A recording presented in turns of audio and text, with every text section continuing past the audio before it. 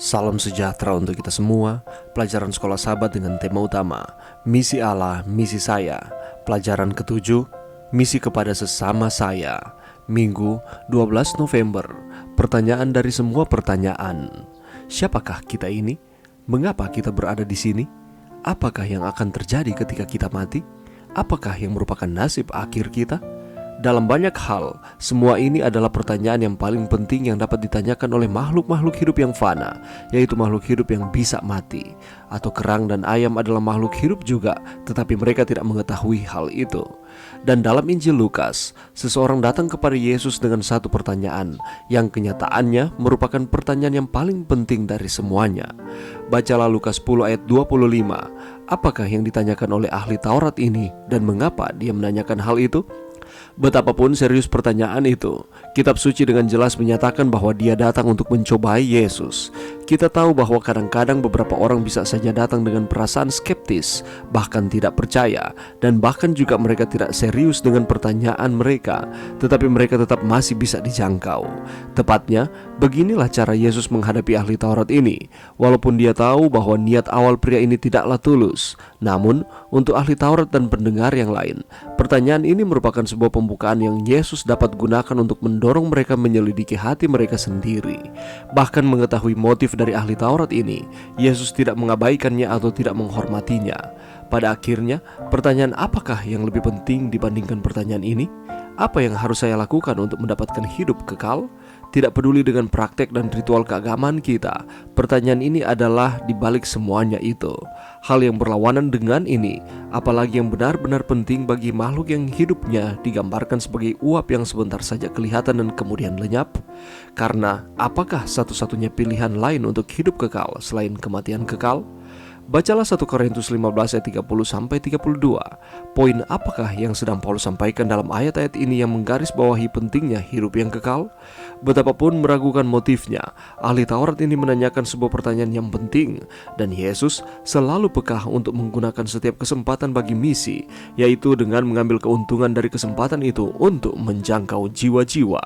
Bagaimanakah kita bisa lebih peka untuk mengambil keuntungan dari kesempatan-kesempatan apa sajakah yang datang kepada kita untuk bersaksi, bahkan jika keadaannya tidaklah ideal? Pelajaran yang bisa kita dapatkan pada saat ini, Lukas 10 ayat 25 mengatakan, pada suatu kali berdirilah seorang ahli Taurat untuk mencobai Yesus. Katanya, "Guru, apa yang harus kuperbuat untuk memperoleh hidup yang kekal?" Ini merupakan pertanyaan yang ditujukan ahli Taurat kepada Yesus. Dan tujuannya adalah bukan benar-benar ingin mengetahuinya, tetapi dia hanya datang untuk mencobai Yesus. Dan bagaimana dengan respon Yesus?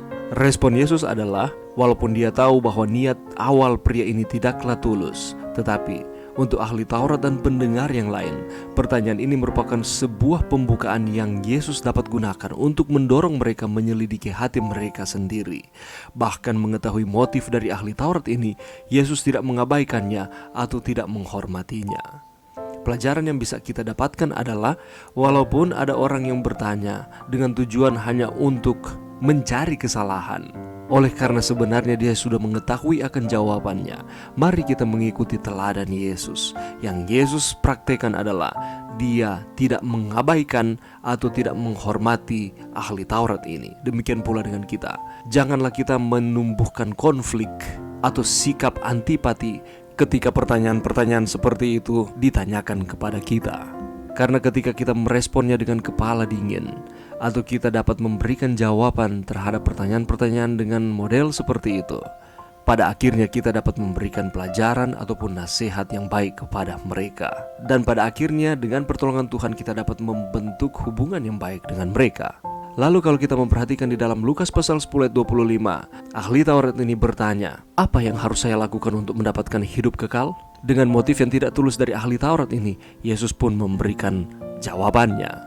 Dan itu akan kita pelajari pada esok hari. Tetapi pada saat ini, kalau kita bandingkan di dalam 1 Korintus 15 ayat 30-32, di sana ada ucapan dari Rasul Paulus yang berkaitan dengan pentingnya hidup yang kekal. Kalau kita melihat di dalam ayat yang ke-32, di sana dikatakan jangan mendasarkan keputusan-keputusan kita berdasarkan pertimbangan-pertimbangan manusia kita saja, Tetapi sebaliknya, kita harus ada di dalam Kristus Yesus Tuhan kita, ayatnya yang ke-32. Jadi kehidupan yang kekal itu adalah pemberian Tuhan. Yesuslah yang melakukan segala sesuatu di dalam kehidupan kita. Dia bahkan mati di kayu salib hanya untuk saudara dan saya. Dan sekali lagi kalau kita kembali di dalam Lukas 10 ayat 25 untuk menjawab pertanyaan dari ahli Taurat ini, jawabannya sebenarnya adalah hanya di dalam Yesus saja. Bukan dengan usaha-usaha, bukan dengan perbuatan-perbuatan baik kita, tetapi hanya di dalam Yesus keselamatan itu diberikan. Betapapun meragukan motif dari ahli Taurat ini ketika dia menanyakan sebuah pertanyaan yang penting ini, Yesus selalu peka untuk menggunakan setiap kesempatan untuk membagikan akan misi, yaitu dengan mengambil keuntungan dari kesempatan itu untuk menjangkau jiwa-jiwa. Begitu pula dengan saudara dan saya. Kalaupun ada pertanyaan-pertanyaan yang seperti ini, yang harus kita lakukan adalah bukan bersikap antipati, tetapi marilah kita menjadi sama seperti dengan Yesus, menggunakan setiap kesempatan ini untuk membagikan akan misi keselamatan, untuk menjangkau akan jiwa-jiwa untuk datang kepada Tuhan. Karena pekerjaan ini bukanlah pekerjaan manusia, tetapi ini adalah pekerjaan Allah yang dipercayakan kepada kita sebagai umat-umatnya. Mari kita dengan setia menjalankan peran kita masing-masing sesuai dengan karunia yang Tuhan percayakan kepada kita. Mari berdoa. Terima kasih Tuhan atas firman-Mu pada saat ini. Bantu kami Tuhan untuk kami dapat terus setia kepada Tuhan. Kami dapat memiliki kepekaan untuk menjangkau saudara-saudara kami, untuk terus ada di dalam Tuhan. Ini doa kami Tuhan, ampuni kami dari setiap kesalahan kami di dalam nama Yesus. Amin.